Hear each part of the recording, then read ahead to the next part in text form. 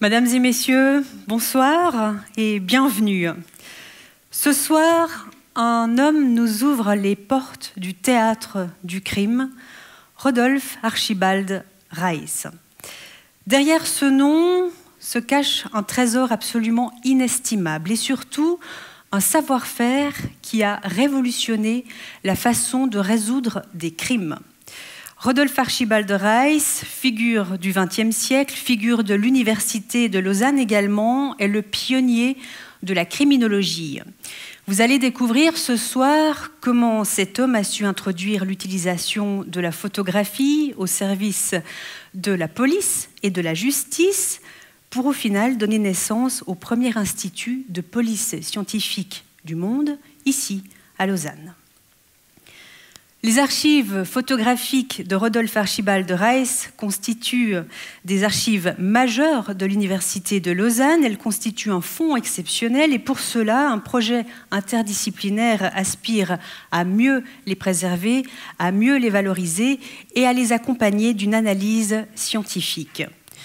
Ce soir, nous vous faisons entrer dans le théâtre de Reiss. Vous y découvrirez des décors, des photographies de crimes, vous verrez sa méthodologie méticuleuse et vous ferez connaissance avec l'homme théâtral, artiste. Vous constaterez que 100 ans plus tard, ces méthodes ont peu changé, elles sont toujours actuelles. Avec nous, ce soir, plusieurs experts. Gérard Bagnoux, directeur d'Uniris, le service des ressources informationnelles et archives de l'Université de Lausanne.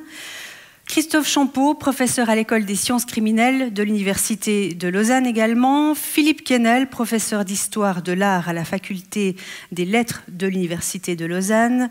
Silke Grabert, directrice du Centre universitaire roman de médecine légale. Et enfin, Luc Debrenne, directeur du Musée suisse de l'appareil photographique de Vevey. Luc Debrenne, à qui nous devons le scénario de cette soirée. Rodolphe Archibald Reiss, derrière ce nom, on l'a dit, se cache un jeune homme né dans une riche famille allemande, naturalisé suisse, à la santé fragile, ce qui ne l'empêchera pas de devenir un scientifique d'exception, sans autre passion que son métier. Je vous propose de vous raconter brièvement sa vie au travers d'images d'archives.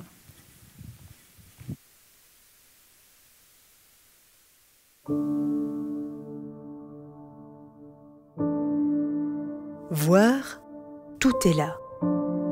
Mais comment mieux voir? Comment tout voir? Même ce qui se refuse au regard, ce qui est invisible, mais qui pourtant est là, prêt à surgir pour donner un indice, fournir une preuve, établir une vérité, et enfin parce que toute cette passion, toute cette intelligence, et toute cette vie n'ont servi qu'à cela, rendre justice. Oui, comment mieux voir le théâtre du crime?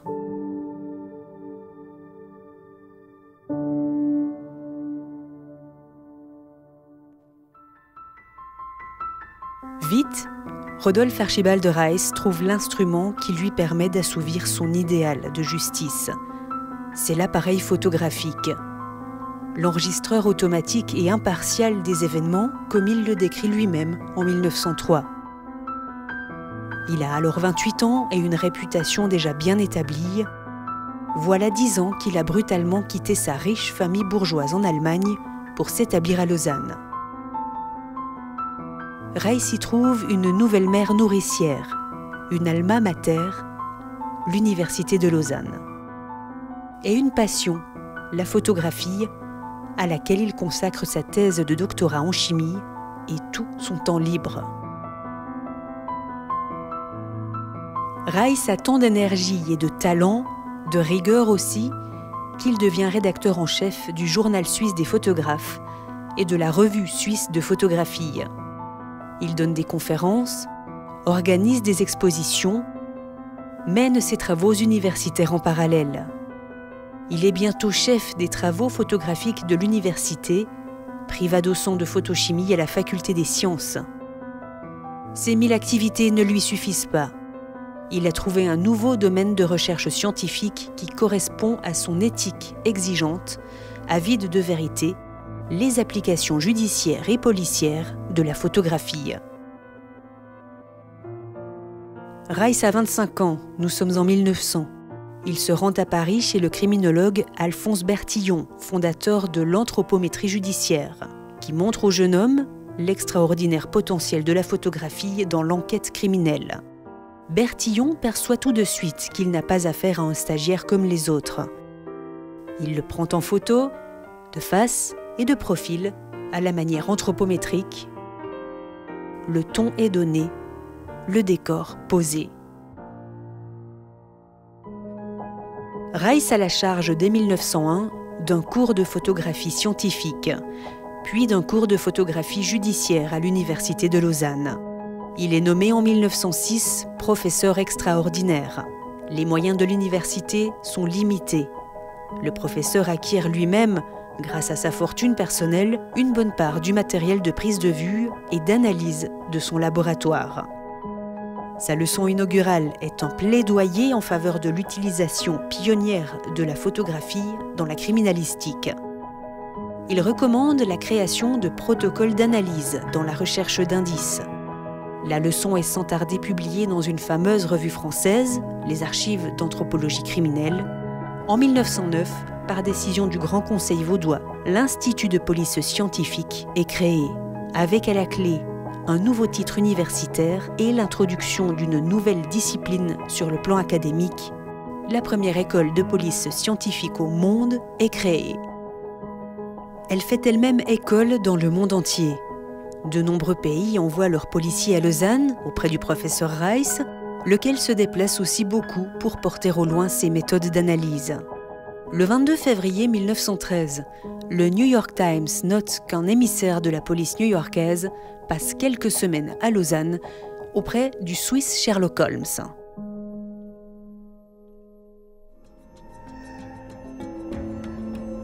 La Première Guerre mondiale éclate. Le gouvernement serbe invite, en 1914, le docteur Rice à venir enquêter sur les crimes des troupes austro-hongroises contre la population du petit pays. Naturalisé suisse, responsable d'un institut suisse réputé, Rudolf Archibald Rice offre une caution de neutralité et d'impartialité à la Serbie en guerre. Le criminologue n'hésite pas à prendre la défense de la population serbe.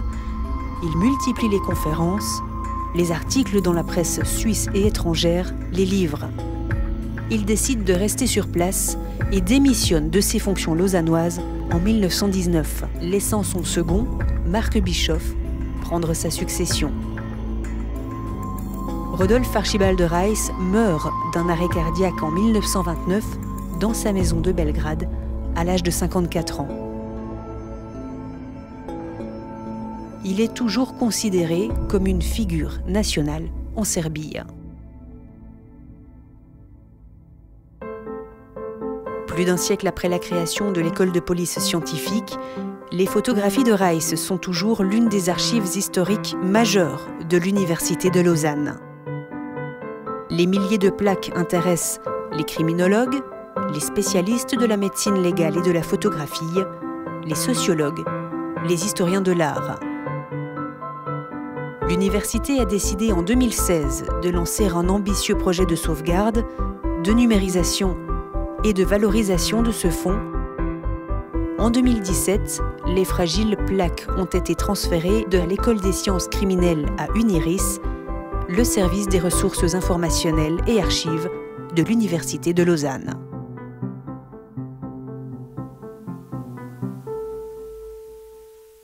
Voilà les archives laissées par Rudolf Archibald Rice. On en parle avec vous, Gérard Bagnoux. Bonsoir. Bonsoir Annabelle. Vous êtes le directeur du service des ressources informationnelles et archives de l'Université de Lausanne, Uniris. Alors, le fonds Rice, un trésor inestimable, mais pas uniquement constitué de photographies. Que contient-il exactement? Non, effectivement, ces 15 000 plaques photographies sont accompagnées bien sûr de documents papier, d'une cartothèque, de différents registres, de revues de presse également. Il constitue un corpus vraiment très complet qui contextualise aussi le fonds lui-même. Pour ce qui est des photographies, un support particulier, les plaques de verre?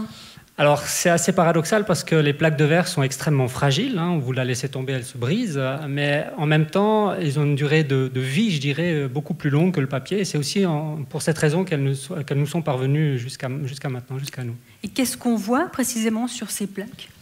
Alors, c'est un petit peu la surprise de cette soirée. Bien sûr, on devine qu'on a beaucoup d'images liées à la criminalistique, mais pas uniquement. On verra que l'histoire de l'art s'intéresse aussi à ces plaques. C'est vraiment des mises en scène aussi de la vie quotidienne, vaudoise pour la plupart, de l'époque. Et c'est vraiment un fond extrêmement riche parce qu'il a une multitude de facettes. Rodolphe Archibald de Raes, un homme méticuleux. On imagine que ça vous a grandement facilité le travail dans sa méthodologie, sa rigueur. Alors, on peut dire qu'il était presque un petit peu archiviste avant l'heure. Effectivement, je pense que Rodolphe Archibald de Raes avait la notion du temps long. Et tout le travail qu'il a fait, il l'a fait aussi pour être conservé. Donc, il a aussi mis en place des systèmes de classement extrêmement pointus pour pouvoir retrouver et se retrouver dans la multitude de ce fond. Alors, Gérard Bagnoux, vous restez avec nous le temps d'un reportage. On va faire un saut chez vous dans les sous-sols de l'Université de Lausanne à la découverte précisément de ce travail concret qui est réalisé avec ce fonds. Le chef de projet, Olivier Robert, est également archiviste. Olivier Robert qui nous en dira plus au travers de ce reportage. Vous allez comprendre comment sont valorisées les images de Raes.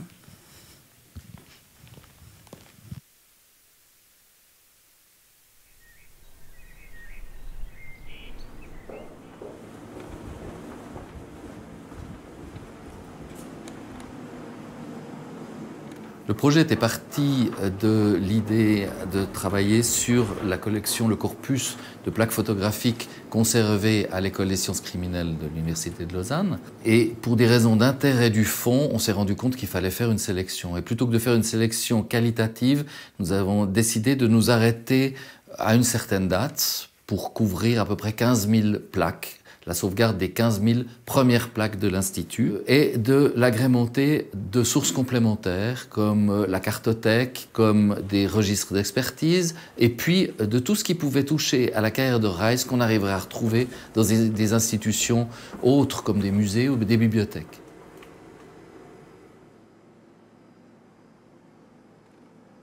Quand les plaques arrivent ici, nous les photographions pour les associer à un corpus de métadonnées. Les métadonnées, c'est les données sur les données. C'est le titre, c'est la date, c'est tout ce qui peut, c'est la taille, c'est tout ce qui peut décrire la plaque.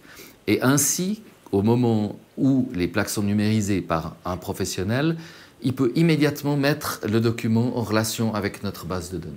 Donc notre mission, c'est de préserver des supports, mais c'est de préserver surtout leur histoire, donc une chronologie et une temporalité. Une plaque, c'est un sujet, c'est ce qui est représenté, c'est ce qu'on va décrire dans notre base. C'est une histoire, c'est une succession de lieux de stockage. Une plaque fait partie d'un ensemble qu'on va s'efforcer de mettre à disposition. Elle fait partie d'une affaire, donc on va mettre en relation toutes les plaques qui sont rattachées à une affaire. Elle se rattache à d'autres sources et on va mettre notre plaque en relation avec les rapports d'expertise, la carte qui la décrit, les coupures de journaux qui font état de cette affaire. Alors il faut aussi déterminer jusqu'où on va dans un projet comme celui-là, et on a décidé de s'arrêter où commençait le travail des chercheurs. Donc notre but n'est pas d'interpréter des sources, mais de mettre ces sources à disposition des gens qui vont les analyser. Qu'il s'agisse d'historiens de l'art, de criminalistes, d'historiens, enfin de toutes les disciplines, d'anthropologues aussi, toutes les disciplines qui peuvent être concernées par ce fonds magnifique. Et notre intérêt est de fournir un maximum de sources et de les mettre le plus en relation les unes avec les autres. On travaille maintenant avec des médias contemporains, donc Internet, ce qui facilite beaucoup le travail des chercheurs.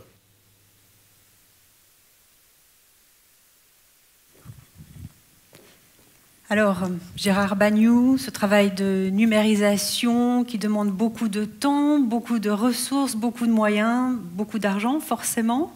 Quel montant pour numériser Alors, on a eu la chance d'obtenir un financement de Memoriaf, qui est l'association pour la préservation audiovisuelle suisse, de 200 000 francs. Puis bien sûr, il y a un support incroyable qui a été mis en place par l'université elle-même, avec les personnes qui ont travaillé sur ce fonds, avec l'ensemble du service UNIRIS, avec aussi les partenaires dans les différentes facultés, l'école des sciences criminelles bien sûr également. puis également des collaborateurs à disposition pour numériser ce fonds. Oui, alors on a aussi des collaborateurs. On a vu un de nos assistants, Sacha Audercet, là, qui travaille avec Olivier Robert, qui travaille à peu près à 80% sur ce fonds. Et puis on a une petite dizaine d'assistants qui ont tourné en fait régulièrement depuis à peu près une année, à raison d'une demi-journée ou d'une journée par jour, parce qu'on a d'autres missions que la préservation de ce fonds RICE, mais c'est vraiment quelque chose qui accapare passablement de notre temps, effectivement. Donc ça fait une année que les collaborateurs travaillent sur le fonds. Oui. Justement, on a vu qu'une partie du fonds RICE était valorisée à Neuchâtel. Pourquoi tout ne se fait pas à Lausanne ? Alors, notre objectif, c'est déjà de rester un petit peu dans les limites de nos compétences. Donc, c'est-à-dire que nous ne sommes pas des numérisateurs ou en tout cas des photographes professionnels. Donc, ce que nous faisons à l'Uniris, c'est une pré-numérisation qui permet, comme l'a dit mon collègue Olivier Robert, d'associer une plaque à ces métadonnées, de la décrire, qui permet aussi à nos partenaires académiques déjà de travailler sur le corpus, et puis qui permet aussi d'avoir une trace au cas où le camion qui amènerait les plaques photographiques du côté de Neuchâtel aurait un accident. Donc nous nous concentrons surtout sur la description, sur la mise en place d'une base de données, et tout le travail professionnel de numérisation et de restauration sont faits avec notre partenaire à Neuchâtel, qui est l'Institut suisse de la photographie, et qui, eux, font vraiment un travail de professionnel haute définition pour la prise de photos des plaques. Un travail en 2 temps, donc. Et justement, à Neuchâtel, nous allons nous y rendre à l'Institut, vous l'avez dit, l'Institut suisse pour la conservation de la photographie. Nous allons découvrir comment et avec quelle technique le fonds RICE est traité.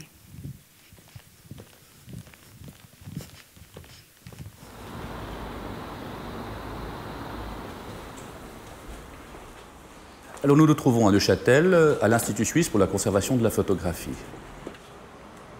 Voilà le dernier lot. Alors dans cet institut, nous traitons des fonds sur le plan de la conservation, de la restauration et de la numérisation. Il y a 6 collaborateurs et collaboratrices avec 2 équipes distinctes. D'un côté, les restauratrices qui travaillent dans le domaine de la conservation des phototypes, et de l'autre côté, l'équipe numérique qui gère toute la partie numérisation, que ce soit avec des scanners ou par voie optique, pour, je dirais, l'accès et la préservation des images. Et nous allons traiter ce fonds qui comporte plus de 14 000 plaques durant 12 mois. Alors nous travaillons sur la base d'Uniris, puisque l'université a créé sa propre base de données où les images ont été préenregistrées avec des vignettes. Nous identifions les caisses dans lesquelles les plaques sont temporairement stockées. Nous ouvrons les paquets. Nous commençons par établir un état sanitaire de chaque plaque. Nous pratiquons un nettoyage des plaques, c'est-à-dire le côté vert où il y a des empreintes, il y a des fêlures. Et ensuite, nous procédons à la numérisation et, pour terminer, au conditionnement de chaque plaque avec sa cote dans une enveloppe en papier neutre. Alors, Rudolf Archibald Reist a fait ces photographies de manière assez incroyable parce que chaque photographie est posée dans l'espace, hein, et nous refotographions ces images. Alors ici, nous avons choisi une technique récente, la numérisation par voie optique, c'est-à-dire en transparence. Nous travaillons avec un dos numérique qui fait 100 millions de pixels et chaque image est traitée individuellement, tant dans son contraste que dans ses densités. Nous avons un protocole extrêmement précis pour ne pas intervenir sur les images, pour ne pas modifier quoi que ce soit. Elles sont simplement équilibrées en termes de noir, de blanc, de valeur de gris et de contraste, de façon à être le plus neutre possible, de constituer un document d'archives que les chercheurs pourront utiliser pour mener à bien leurs travaux. Alors, chaque image de Reis est véritablement frappante, voire extrêmement violente, parce qu'on voit tout dans chaque image, hein. On a l'impression qu'il se pose dans l'espace un peu comme un drone et qu'il arrive absolument à tout percevoir. Et ce qui fait que l'observateur, celui qui fait de la police criminelle, eh bien, a la capacité de tout découvrir, de tout déceler. Le moindre indice devient évident. Il y a une espèce de mise en valeur des indices par la photographie. Et c'est des images qui sont absolument extraordinaires de ce point de vue-là.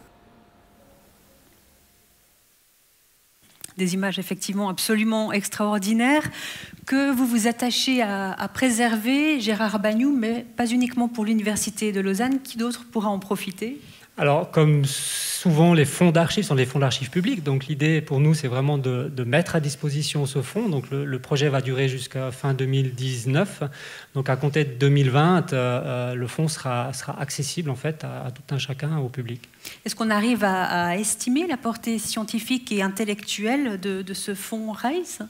Alors, on débute un peu dans l'estimation de cette portée, mais on est conscient, en tout cas ici à l'université, c'est clair que pour nous, c'est un fonds extrêmement important. C'est vraiment un patrimoine historique et également esthétique, hein, comme on va le voir durant cette soirée.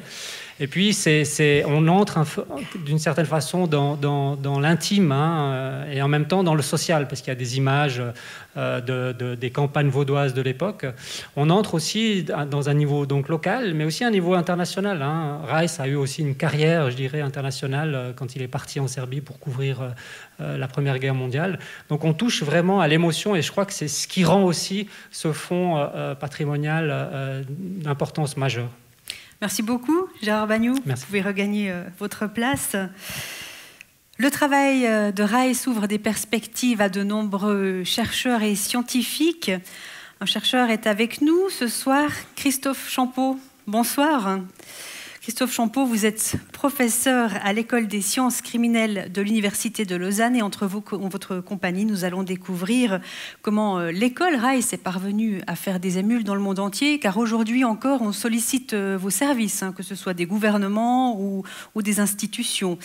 Et puis, vous nous expliquerez donc ces techniques révolutionnaires qui, grâce à RAIS, grâce à son savoir-faire en chimie, hein, RAIS qui était un docteur, lui ont permis de devenir cet homme d'exception dont on parle depuis le début de la soirée.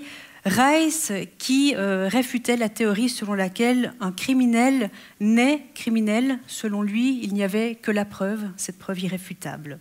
Pour illustrer vos propos, Christophe Champeau, vous allez nous exposer des cas concrets, des photographies. Certaines sont, on l'a entendu tout à l'heure, choquantes. Ce sont des scènes de crime qui se sont déroulées dans des villages, parfois près de chez nous, des villages dont on connaît le nom. Je vous cède la parole, à Christophe Champeau. La conférence parlera. Merci. Bonsoir. J'ai le grand plaisir de vous parler de RAIS et de vous montrer un certain nombre de ces photographies. Je vais le faire de manière un peu particulière et en phase avec l'ensemble de cette soirée. Finalement, je vais essayer d'assez peu parler. Ce qui est difficile pour moi, je sais qu'il y a beaucoup de personnes dans la salle qui me connaissent et ils vont comprendre que c'est une opération difficile. J'aimerais vous parler de sa photographie, de ce qu'elle peut signifier, puis j'aimerais vous faire voir ces images pour que vous fassiez l'histoire plus que je vous raconte l'histoire. RAIS visite Bertillon à Paris, est énormément influencé par les connaissances qu'il gagne chez Bertillon. Durant sa visite, il photographie à peu près toute la documentation de Bertillon, avec l'idée de la ramener à Lausanne, avec l'idée de construire son cours, de construire sa documentation, de capitaliser sur cette visite. On a un magnifique exemple d'échange scientifique fructueux avec une fertilisation entre chercheurs.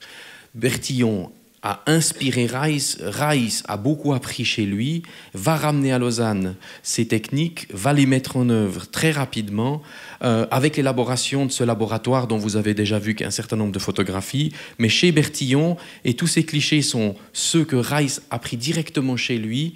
RAIS comprend, commence à mettre en œuvre, mais surtout viendra avec de nouvelles idées et développera des techniques que Bertillon a touché en surface et que RAIS va largement approfondir dans le cadre de son enseignement à Lausanne.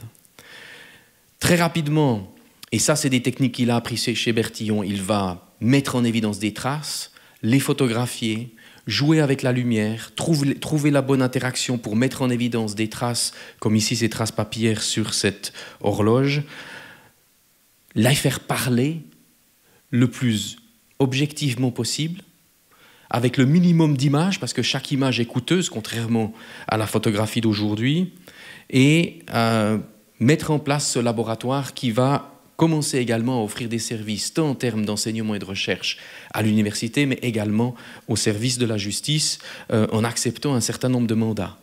RAIS est un bourreau de travail durant ces années lausannoises, c'est-à-dire début des expertises autour de 1906 jusqu'à son départ pour sa fameuse campagne en Serbie en 1914, il a fait un nombre de dossiers, un nombre d'expertises, un nombre de photographies impressionnantes. On se demande quand Reiss dort, Reiss n'était pas tout seul, il avait des assistants, il avait un cocher, il avait un préparateur qui intervenait avec lui, mais un bourreau de travail qui va fournir énormément à l'université. Une bonne partie du matériel est acheté sur ses fonds, nous l'avons dit, et il va former d'autres.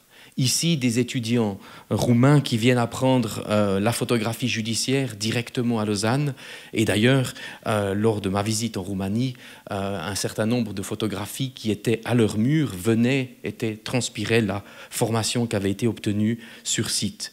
Il sort, il documente. Il faut s'imaginer qu'à l'époque, le photographe, l'appareil photographique était totalement nouveau. Il met à disposition une manière d'enregistrer les lieux, de figer la situation, de permettre une certaine reconstruction, d'espérer de pouvoir comprendre ce qui se passe, évidemment d'enquêter sur qui pourrait être responsable ou la cause.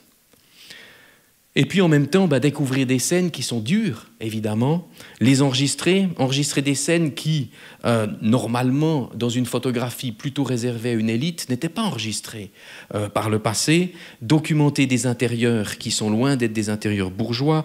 Dans la collection de Reiss, également, vous trouverez de magnifiques intérieurs bourgeois, mais se rendre compte de la pauvreté, se rendre compte que le crime est également commis dans des classes où la vie est difficile, et Reiss va développer effectivement une vision criminologique sur la question qui est associée à ces enquêtes.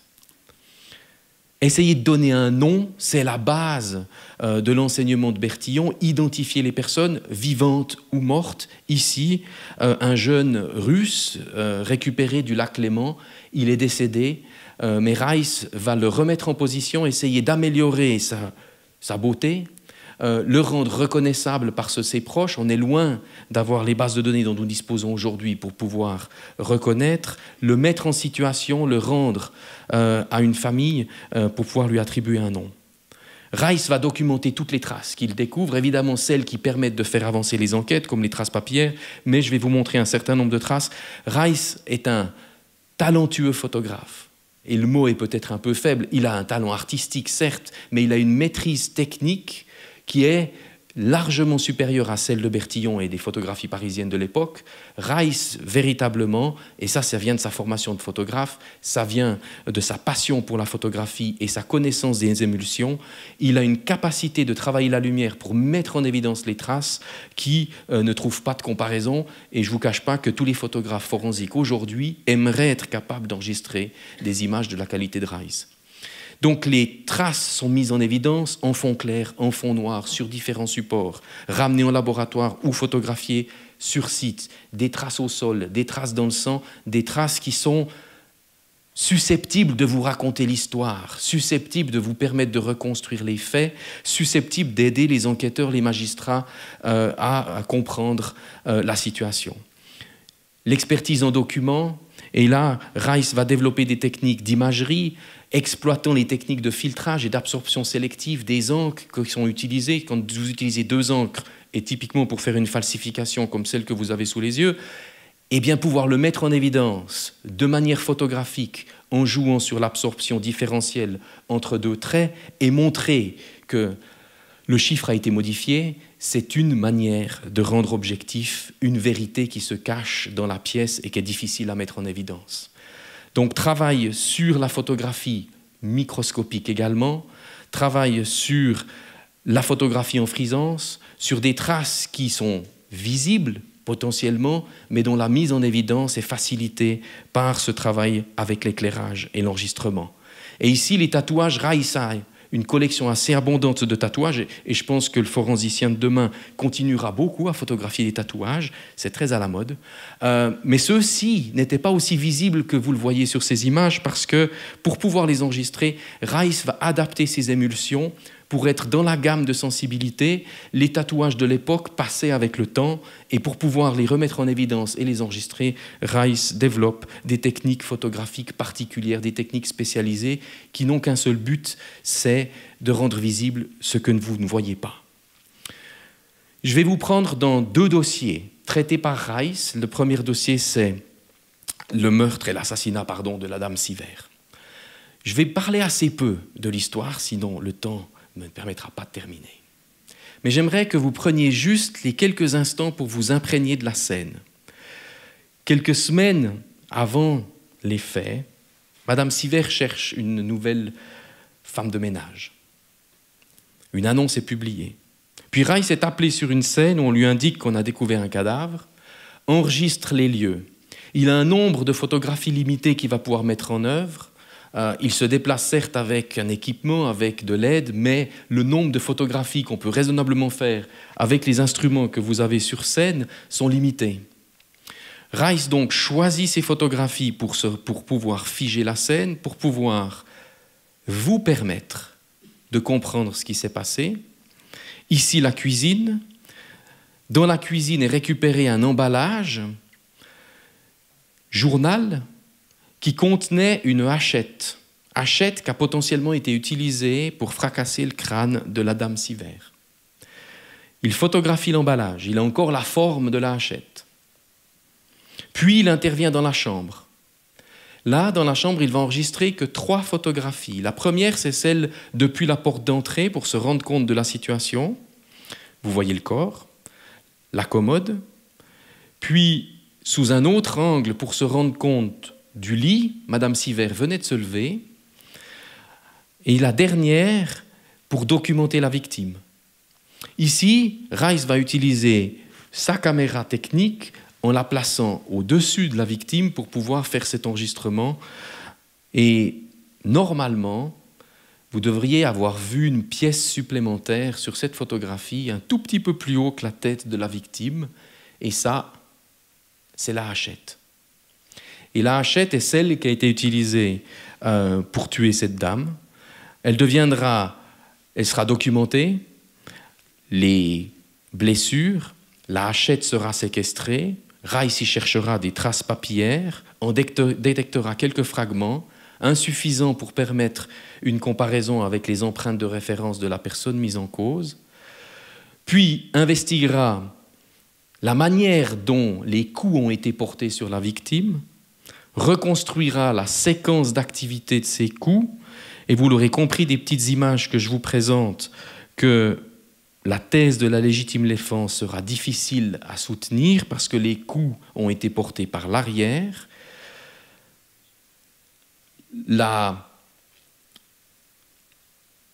tablier de la femme de ménage est examiné par Reiss.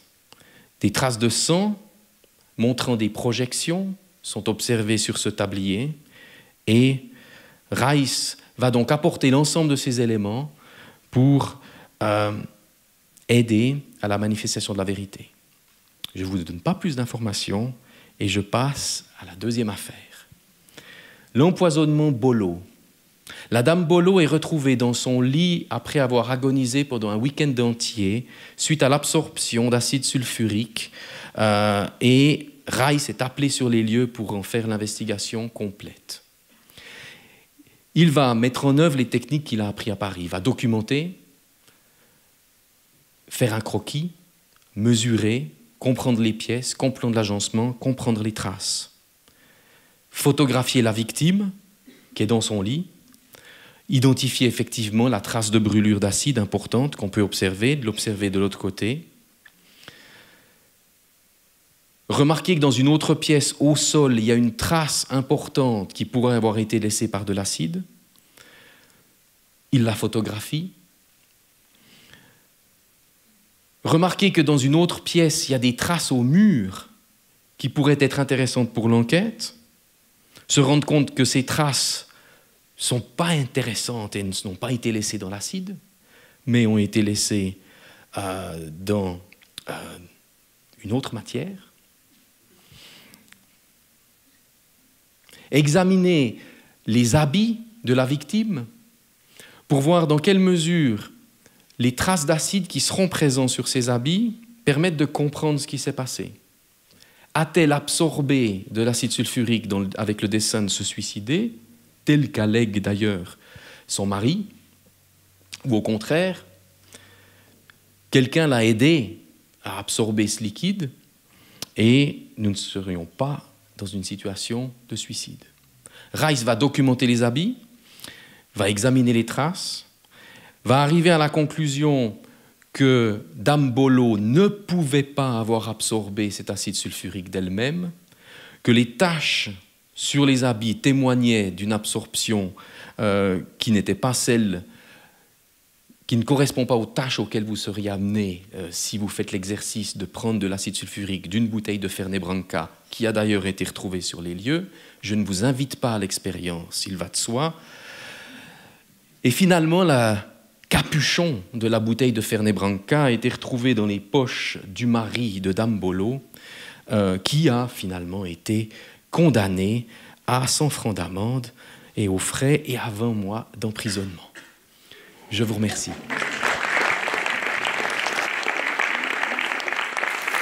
Merci. Merci beaucoup, Christophe Champeau.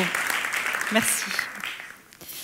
Ça laisse une condamnation qui laisse un petit peu songeur. Voilà, mesdames et messieurs, vous avez découvert quelques photographies de Rice, son approche du terrain. On a parlé de ses talents artistiques et précisément, certaines de ces photos peuvent évoquer tout de même de l'art. On parle de scènes villageoises, de société, de clichés de famille. On peut également voir évoluer la mode au fur et à mesure des photos de Rice. Avec notre prochain invité, Philippe Quesnel, nous allons donc parler du caractère artistique des photos de Rice. Philippe Quesnel, bonsoir. Je vous invite à prendre le micro. Vous êtes professeur d'histoire de l'art, spécialiste d'art contemporain, de la Révolution à nos jours. Oui, merci. On l'a déjà vu, Archibald Rice est non seulement un scientifique, c'est un photographe très engagé dans le champ photographique suisse, notamment à travers les revues dont il a assumé la direction. Et il est donc un des acteurs essentiels de cette histoire de la photographie en général.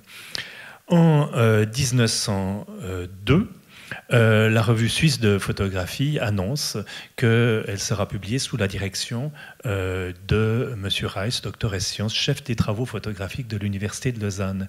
Et vous avez à gauche un mot à nos lecteurs qui est surmonté d'une photographie de nuages, de nuées, signée Rice, qui évidemment se distingue assez radicalement de ce que vous avez pu voir jusqu'à maintenant.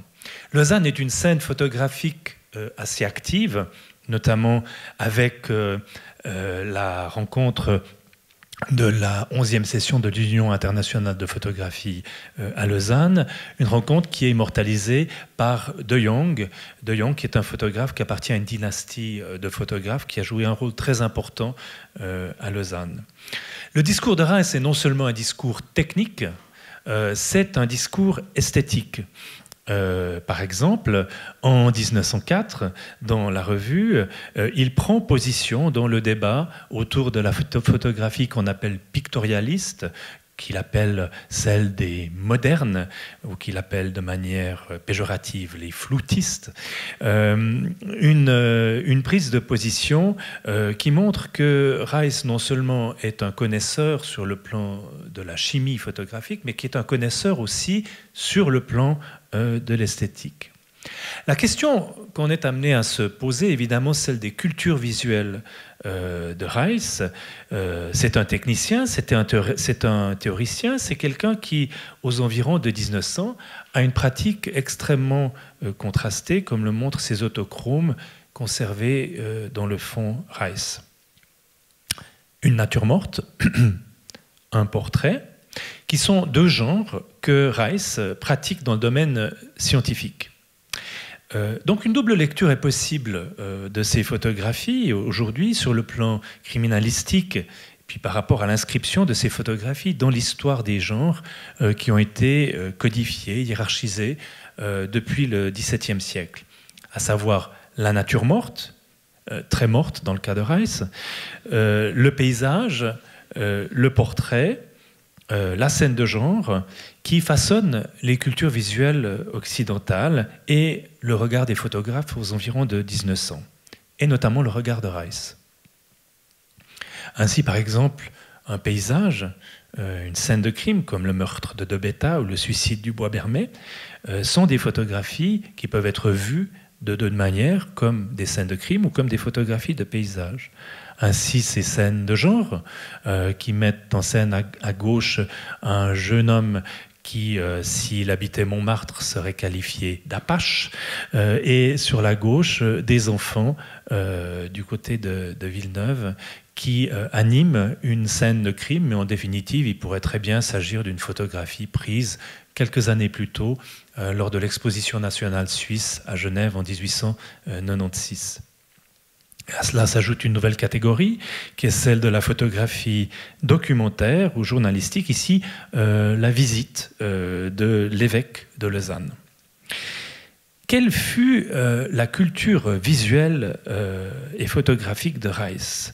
Ça serait l'objet d'une enquête, d'une hypothèse, et on pourrait confronter d'ailleurs à ce propos-là les œuvres d'un photographe très important qui est Jacob Riis, qui a photographié les pauvres de New York à peu près à la même époque.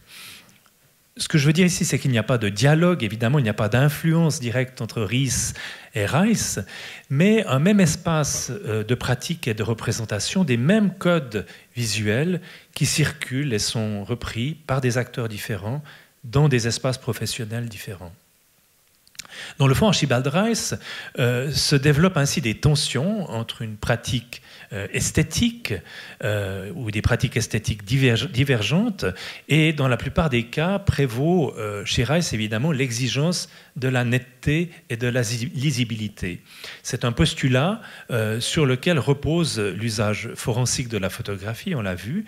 La photographie est indicielle, elle garde la trace de traces et les traces elles-mêmes. Or, au moment où Reiss développe divers protocoles pour révéler les traces d'outils, de doigts, de sang, etc., éclate un débat international sur l'affaire criminelle, sur le procès et le supplice le plus célèbre du monde, celui de Jésus. Une pièce à conviction est révélée par la photographie. C'est ce qu'on appelle le suaire de Turin. On peut y reconnaître l'image d'un homme de face et de dos, le drap l'enveloppant étant replié sur toute la longueur du corps au niveau du drap, au niveau de la tête. Le drap va être photographié par un photographe amateur le 28 mai 1898, Secondo Pia, et soudain, au moment de développer la photographie, il voit apparaître la figure de Jésus dans le bain révélateur.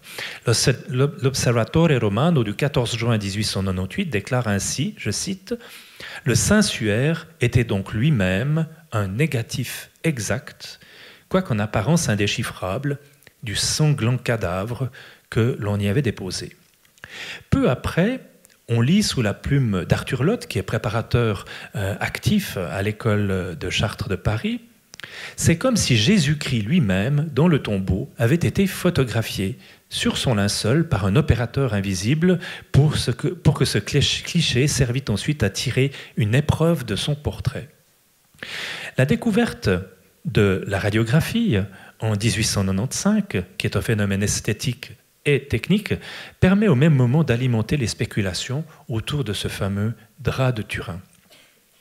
La reproduction photographique induit alors des réflexes qui sont proprement sémiologiques, mais sémiologiques au sens médical du terme. À une époque où, comme l'a magnifiquement montré Carlo Ginzburg, s'installe un paradigme indiciaire. Ginzburg montre notamment l'importance des traces dans les méthodes imaginées par Conan Doyle, Sigmund Freud et Giovanni Morelli, un historien tous trois formés à l'école de la médecine.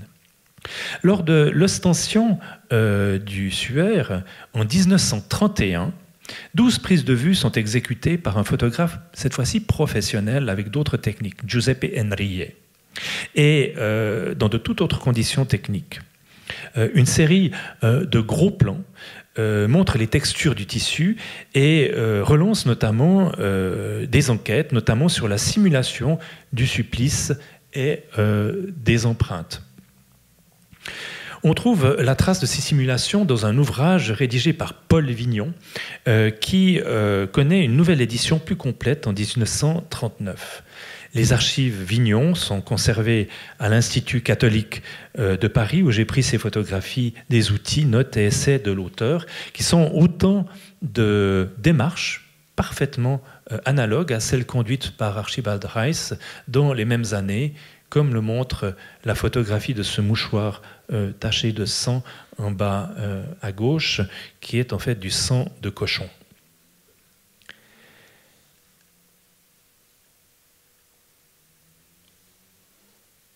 Pour conclure, j'aimerais relever que ces pratiques contemporaines caractérisent au même moment le domaine de l'archéologie. Rice, d'ailleurs, était actif dans le domaine de la photographie d'architecture et de fouilles archéologiques. Il a photographié le château de Chillon et nombre de fouilles qui se sont déroulées en Suisse romande. J'étais en résidence à Cambridge cet été et je suis tombé sur une exposition consacrée aux premières photographies de la tombe de Toutankhamon par Harry Burton en 1922. Burton réalise 3000 négatifs sur verre qui sont devenus, notamment à travers la presse, aussi célèbres que la tombe elle-même. Des photographies qui sont élaborées selon un protocole minutieux et notamment grâce à l'électrification de la tombe, qui est une condition nécessaire à la netteté des prises de vue. Comme dans les scènes de crime de Rice, on trouve des vues d'intérieur. Je vous laisse décider ce qui se trouve dans la tombe et ce qui se trouve dans les intérieurs vaudois. Ce n'est pas très difficile. On trouve des objets.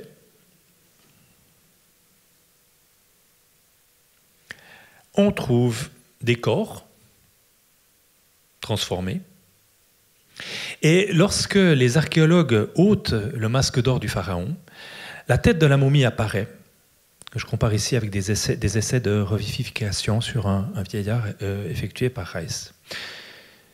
La tête s'y voit mise en scène et la photographie de profil incite à une lecture physiognomonique et racialiste de la tête modifiée. Comme dans le cas de Rice, la photographie de Burton vise la plus grande netteté et objectivité possible. Et pourtant, à travers les choix de cadrage, à travers le noir et blanc n'est pas dans l'œil et dans la réalité, qui réduit l'appréhension des objets et des corps, à travers l'usage de l'éclairage électrique, tous ces photographes produisent dans une certaine mesure des récits visuels et des mises en scène. En d'autres termes, leur visée scientifique, documentaire ou archéologique s'hybride avec d'autres dispositifs visuels et d'autres régimes fictionnels. Ce que soulignait notamment l'exposition du musée de l'Élysée intitulée « Le théâtre du crime » et consacrée à Rice. La photographie de Rice et de ses contemporains est à l'image de ce détail d'une scène de crime saisie par Rice et qui joue sciemment sur les traces du réel et leur réfraction. La photographie comme trace, certes, mais aussi comme fenêtre, comme reflet, comme déformation. Merci de votre attention.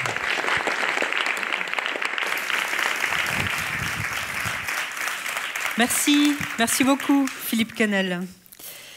Voilà, 100 ans plus tard, que reste-t-il de Rudolf Archibald Rice, hormis un fonds très précieux, on l'a bien compris? Que reste-t-il de ces techniques d'analyse?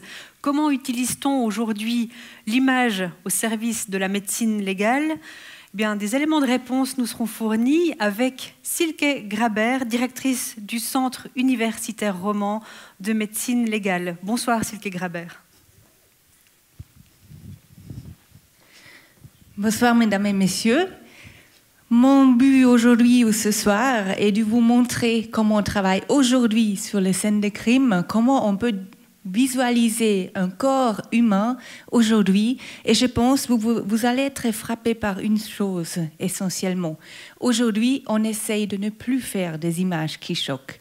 Donc pour ceux qui attendent ça, vous allez être déçus avec ma présentation, même si on pense que c'est la médecin légiste qui amène des photos des corps terribles. C'est exactement ce qu'on ne fait plus. Quand même, le corps, il reste la pièce à conviction de chaque affaire criminelle où il y a un corps, évidemment, mais les méthodes ont changé et on cherche les images qui ne choquent pas et surtout, on cherche la troisième dimension. Juste pour vous rappeler, on ne parle pas de la police scientifique ici, on parle de la médecine légale. Qu'est-ce que c'est la médecine légale? C'est quand même une médecine, un domaine vraiment médical. Et on a essentiellement deux branches. D'un côté, la médecine légale clinique, et oui, on s'en occupe des personnes vivantes. Même la moitié des personnes qu'on examine, ils sont bien vivantes quand ils viennent chez nous en médecine légale. Ils sont des victimes des crimes ou des suspects aussi. Et d'autre côté, on s'en occupe évidemment des personnes qui sont décédées. Et là, on parle de la thanatologie ou de la pathologie forensique. Et dans ces dernières, on a essentiellement trois choses à faire. Faire des levées de corps, donc aller sur les scènes, faire des examens externes, de regarder en détail chaque corps, de chercher chaque petite lésion sur les corps, de la documenter, de la décrire. Et évidemment, ce qu'on aime bien faire en médecine légale, les autopsies. On veut bien regarder des dents et pas juste à l'extérieur. Mais depuis nouveau, on a aussi l'imagerie forensique, le travail par l'image, un peu comme M. Rice l'avait fait longtemps avant. Qu'est-ce que c'est l'imagerie forensique, en fait, ou simplement l'autopsie virtuelle, comme on appelle aussi, notamment en Suisse? C'est l'application, en fait, des outils modernes de visualisation pour des buts médico-légaux. Et ça, c'est très suisse. Pourquoi c'est très suisse? Pas parce qu'on a inventé ça ici en Suisse, mais en Suisse, c'était vraiment les premiers projets de recherche qui avaient comme but de comparer les anciennes techniques de l'autopsie conventionnelle avec l'imagerie. Et c'est en Suisse qu'on est vraiment leader mondial dans ce domaine. Donc aujourd'hui, je vous montre un corps terrible avec un couteau qui est au milieu de son thorax, qui traverse même le cœur, qui le coupe carrément en deux. Et les images ne sont même pas choquantes, je pense. Mais on n'a pas que des corps à examiner. On utilise les techniques, donc le CT scanner, les techniques de la radiologie clinique, pour aussi regarder à l'intérieur des objets un peu suspects. Et si vous trouvez une valise qui est enterrée quelque part et qui est lourde, c'est un peu bizarre, parce qu'on perd régulièrement des valises si vous allez faire des voyages, mais vous ne perdez pas des valises et vous les enterrez après s'il n'y a pas quelque chose à cacher là-dedans. Évidemment, vous voulez tous savoir qu'est-ce qu'il y a dans cette valise. Et évidemment, si je vous la montre, il y a quelque chose d'intéressant dedans. Donc, qu'est-ce qu'on trouve dans la valise? Évidemment, un corps humain. Et même avant qu'on a appelé la police, on a déjà vu maintenant sur notre table de CT scan qu'est-ce qu'il y a dedans. Et pendant que la police scientifique se prépare pour venir avec leur matériel en médecine légale pour faire les examens, les prélèvements nécessaires, nous, les médecins légistes, sans ouvrir la valise, on commence déjà à examiner la victime et on trouve des choses assez intéressantes. Par exemple, un crâne qui a vraiment une grande fracture qui nous indique qu'il y avait un traumatisme contondant, probablement un objet qui a heurté ce crâne, qui a probablement provoqué des lésions du cerveau, qui explique le décès. Et en plus, on trouve une autre chose, tout petite, mais vous voyez cette petite chose ici, c'est des implants au niveau des joues. Et bien ça, il n'y a pas tout le monde qui l'a. Donc ça nous donne déjà un premier indice qu'il s'agit d'une personne qui avait une chirurgie esthétique pour avoir des joues un peu plus jolies. Et là, il n'y a pas autant. Aujourd'hui, le ministère public, la police, a maintenant l'habitude qu'on leur montre des images pour expliquer les résultats de l'autopsie. Des images qui ne sont pas sanglantes, des images qui sont faciles à comprendre. Et pour montrer, par exemple, une trajectoire d'un coup de feu à travers du crâne, on leur montre ces images-là. Et franchement, une image comme ça explique beaucoup mieux que 50 pages de description d'un rapport d'autopsie que cette trajectoire-là peut être possible même si la personne a tiré cette balle toute seule. Donc c'est compatible avec un suicide. On ne peut pas seulement visualiser les squelettes, comme vous l'avez vu, on a aussi des techniques aujourd'hui développées ici à Lausanne pour visualiser même les vaisseaux sanguins d'un corps. Donc aujourd'hui, on peut carrément rendre visible ce qui était toujours invisible en médecine légale. On peut montrer les vaisseaux sanguins en détail, et ça d'une manière comme c'était jamais possible. Vous pouvez faire des reconstructions d'un cœur, regarder est-ce qu'il y avait un vaisseau occlus qui explique un infarctus, et tout ça grâce à des technologies, des nouveaux qui ont été développés ici en Suisse. Par exemple, la méthode de Multiphase Postmortem CT Angiography, méthode développée ici. On fait un scanner du corps, on va le brancher à une machine qui va perfuser le corps carrément, donc on a accès via 2 petits vaisseaux, donc une petite incision au niveau du corps, et on peut l'injecter en produit de contraste. Et ce qu'on va faire est faire une circulation sanguine chez une personne qui est décédée même depuis très très longtemps, et juste en regardant en même temps où est-ce que va le produit de contraste, où est-ce qu'ira le sang chez une personne vivante, on peut visualiser les vaisseaux. Et si le corps il a saigné durant le vivant, il va juste ressaigner et nous montrer toute seule où est le problème. On va trouver une source d'une hémorragie, ce qu'on n'était jamais capable de faire jusqu'à maintenant. Évidemment, pour faire toutes ces techniques, il faut développer du matériel. Par exemple, il faut développer une machine qui reperfuse le corps. Certaines l'appellent aujourd'hui la machine Frankenstein, carrément, parce qu'on refait une circulation sanguine chez une personne décédée. Mais je vous assure, jusqu'à aujourd'hui, personne ne se relève. Après avoir fait cet examen, il reste normalement très calme chez nous. Et de nouveau, c'est quelque chose de suisse. Tout ça est développé en Suisse. Et si vous regardez les séries télévision, s'il vous plaît, sachez que les experts à la télé sont vraiment nuls comparés aux vrais experts qui sont ici en Suisse. Donc pourquoi cette technique est tellement révolutionnaire? Je vais vous montrer juste un cas. Déjà, ici, on a une personne qui est décédée quelques jours après une opération très simple, une tonsillectomie. Donc opération assez facile à faire. Cependant, quelques jours plus tard, la personne se présente à l'hôpital. Il y a du sang au niveau de la bouche. La personne vomit et en chemin pour aller en salle opératoire, la personne, elle décède. Grande question, pourquoi quelques jours après une opération, la personne décède d'une hémorragie au niveau de la bouche? Ce qu'on veut voir est voir les vaisseaux sanguins. On veut voir d'où vient ce sang. Et vous voyez ici, si on fait une reconstruction, une petite artère ici, qui n'a même pas 1 mm de diamètre, qui s'appelle arteria pharyngeale ascendens, qui est l'artère qui devrait être fermée par les chirurgiens.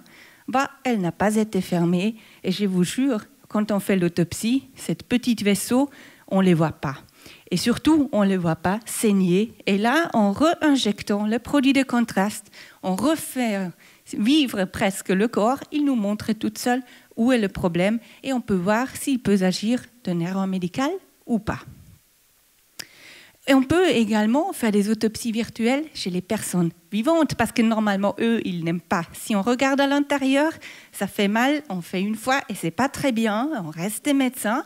Donc on a par exemple une victime qui a été agressée par son mari à la maison.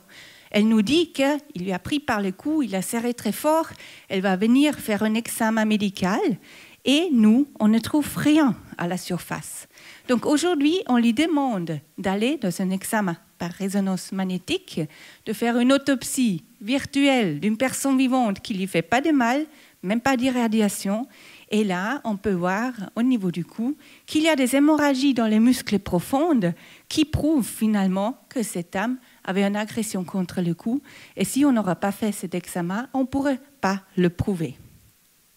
Mais on va même plus loin. Aujourd'hui, les médecins légistes, quand on travaille sur les scènes de crime ensemble avec la police, on leur ramène ces nouvelles technologies et plusieurs brigades de police, ils ont aussi maintenant des scanners pour documenter une scène de crime, pas de manière artistique et pas très jolie, mais de manière très efficace. Donc aujourd'hui, la scène de crime, elle est en 3D sur l'ordinateur.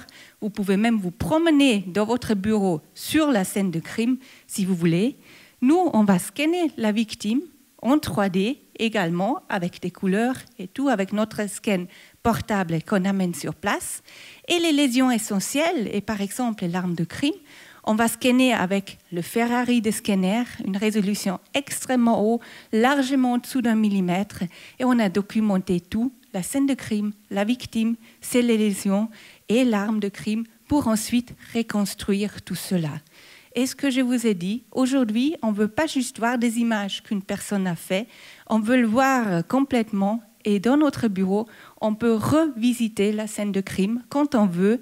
Même au ministère public, on peut le revisiter, on peut vérifier où il y avait les choses, où est-ce qu'il faut aller voir peut-être plus loin, et est-ce que ce qu'on nous dit est vraiment vrai.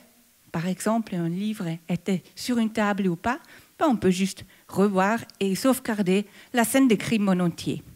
Voilà, mesdames, messieurs, le nouveau monde de la digitalisation des crimes en 3D, en fait, de la pièce à conviction et aussi du corps qui est la pièce à conviction pour nous, les médecins légistes. Avec ça, je vous remercie pour votre attention.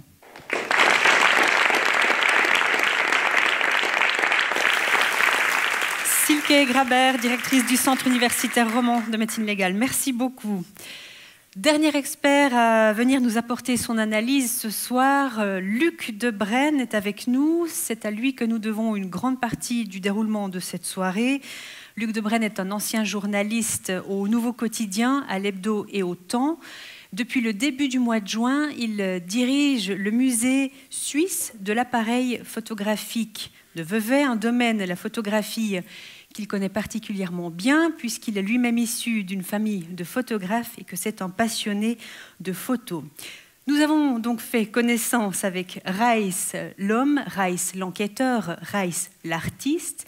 C'est donc en toute logique que Luc Debrenne nous livre la dernière pièce du puzzle. Voici Reiss le photographe. Luc Debrenne, bonsoir. Bonsoir à vous, merci beaucoup. Bonsoir à toutes et à tous. Peut-être qu'il y a d'autres pièces du puzzle en fait, qu'on n'a pas présentées, un oubli de ma part dans la construction de cette petite soirée.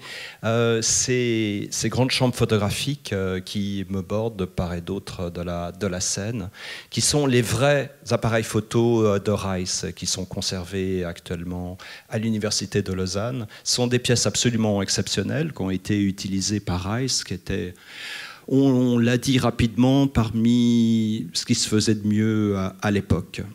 Au musée dans lequel je travaille, qui est le musée suisse de l'appareil photographique, on a aussi des pièces de Reiss. On a notamment une chambre de reproduction qui est monumentale, qui doit faire dans les 350 kilos.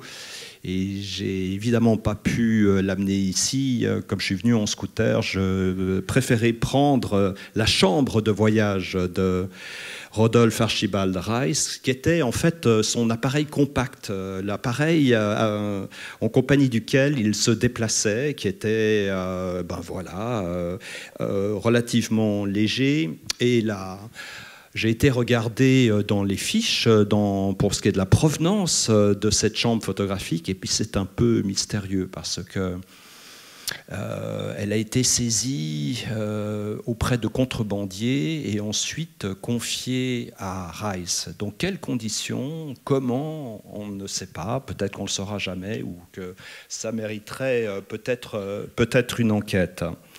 Mais ce qui me fascine d'abord, c'est que voilà, on est tous un peu fétichistes. Les objets s'imprègnent de la présence des êtres. Ils sont, on le sait, un peu magnétiques. Reiss a beaucoup voyagé, sans doute, avec cet appareil photo. Mais ce qui me fascine encore plus, c'est que on a affaire ici à une rencontre comme moi j'en ai rarement vu entre une technique, la photographie, et une personnalité et un caractère, celui de Reiss.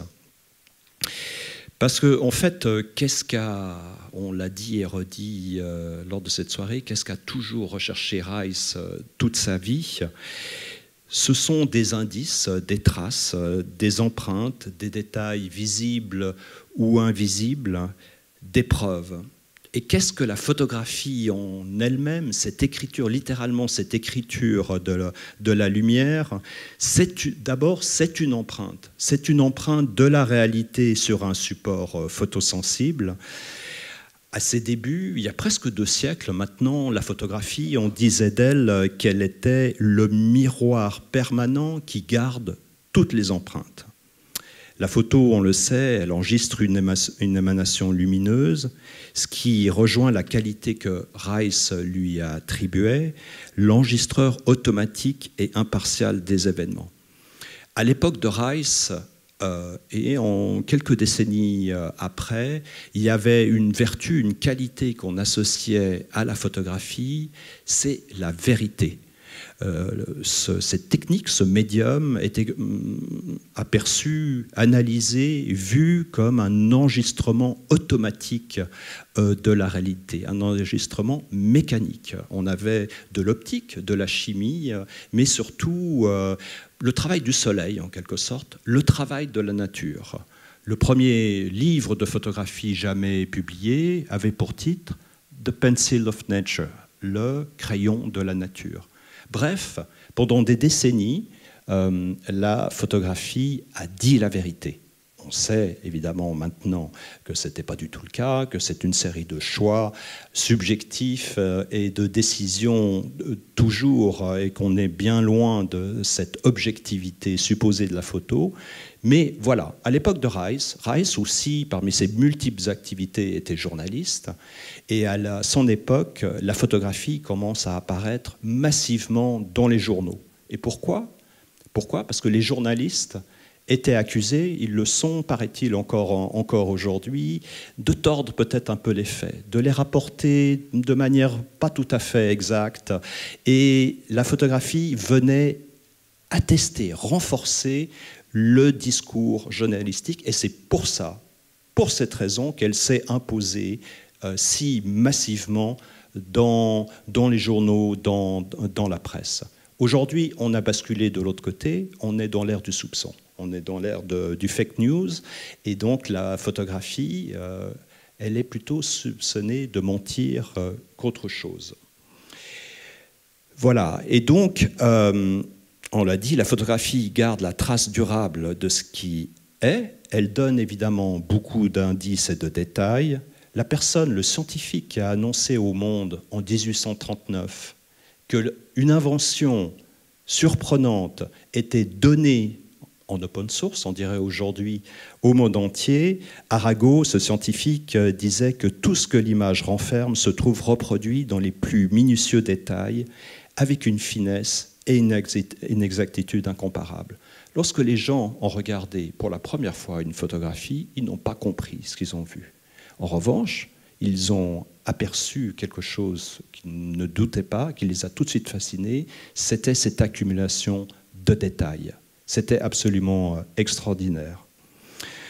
On l'a dit, mon ami Philippe Canel a utilisé le mot, souvent on qualifie la photographie, plus précisément la photographie ancienne, de photo indicielle. Pourquoi indicielle? Ce mot indice, c'est parce que, notamment avec la photo argentique, il y a une continuité de matière entre ce qui est photographié, de la matière, et puis ce qui va sur le support sensible, qui est de la matière, sur l'épreuve qu'on tire après, qui est de la matière, et il y a une continuité de matière qui a été rompue, on le sait, par la photo numérique, qui, elle, est un langage informatique, électronique, est une affaire d'algorithme et qui est complètement différente.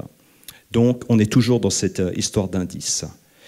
Rice a eu un long cousinage avec la mort, qu'il regardait frontalement, on dirait presque brutalement. Je ne pense pas que lui serait d'accord avec ce qualificatif, mais il la regardait en face. La photographie regarde également la mort en face. Pourquoi? Parce que, vous le savez, on déclenche, on a un moment, l'instant présent, ça bascule immédiatement dans le passé. Ce qui est devient ce qui a été. Et un des meilleurs analystes de cette côté un peu macabre, morbide de la photographie, c'était Roland Barthes qui disait qu'une personne photographiée se sent devenir inerte, se sent devenir un objet, comme si elle vivait une micro-expérience de la mort. Bref, empreintes, traces, indices, détails, mémoires, disparitions, mort. Reiss a en quelque sorte poussé à bout les qualités mêmes de la photographie. Ce qu'il a cherché avec tant d'obstination, de talent, était déjà là, dans la technique, dans le médium qu'il utilisait comme données a priori. Et donc, il n'est pas étonnant que la plus grande passion de Reiss, à part sa quête presque obsessionnelle de la justice, de la vérité, ait été justement la photographie. Puis on a avec lui cette notion, en fait, d'homo faber, de l'être humain qui trouve l'outil qui lui permet de s'exprimer le mieux, d'un point de vue professionnel, créatif, expressif. C'est vraiment l'homo faber type. L'homo faber dans l'alma mater, l'université de Lausanne. Je vous remercie beaucoup. Bonne soirée.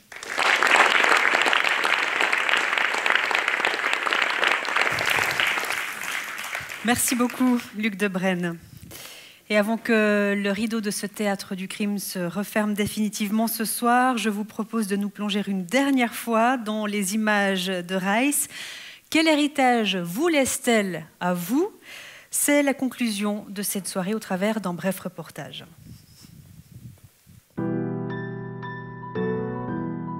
De son vivant, Rodolphe Archibald Reiss n'a cessé d'être inquiet par la disparition de ses archives. Lui qui a si souvent cadré la mort sur le verre des polis de ses chambres photographiques, était préoccupé par la mort possible de ses propres épreuves. Il voulait que ses documents et sa contribution à la criminologie durent le plus longtemps possible. Son but a toujours été de toucher un large public, y compris celui du futur. À son époque, la photographie était dotée de toutes vertus possibles. Il introduit son ouvrage « La photographie judiciaire », publié en 1903 par une profession de foi. Il n'y a aucun art et aucune science au développement desquels la photographie ne puisse servir. Pour lui, cette technique avait la capacité de catalyser le savoir, mais aussi de le conserver pour les chercheurs contemporains et ceux de l'avenir. Le projet de sauvegarde, de valorisation et de numérisation mené à l'Université de Lausanne est donc une réponse à l'inquiétude de Rodolphe Archibald Reiss.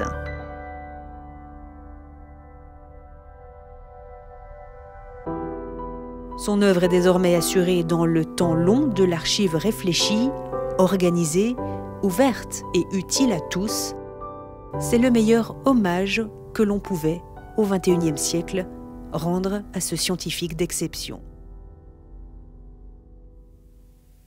Voilà, mesdames et messieurs, c'est la fin de cette soirée consacrée à Rodolphe Archibald Reiss, photographe, criminologue, pionnier de la police scientifique. Je souhaiterais inviter les intervenants à me rejoindre sur scène. On peut les applaudir. Gérard Bagnoux, Christophe Champeau, Philippe Canel, Silke Grabert et Luc Debrenne. Merci, merci à vous, merci beaucoup. Vous nous avez fait voyager dans ce théâtre du crime qui est celui de Rodolphe Archibald Reiss. Vous nous avez révélé ses secrets, les faces de sa personnalité. Vous avez mis en lumière son savoir. Et puis un mot également pour remercier l'équipe d'Unicom sans qui cette soirée n'aurait pas été possible. Le réalisateur et metteur en scène de la soirée, David Monti, qui a réalisé les films et le diaporama. Sylvain Laramé pour la création lumière, Yannick Meyer pour la production technique et Joël Corbeau pour le son. Et enfin, Diego Salvador pour la production exécutive. Vous pourrez poser vos questions durant le cocktail qui suit tout à l'heure. Pour ma part, je vous remercie, je vous souhaite une bonne soirée.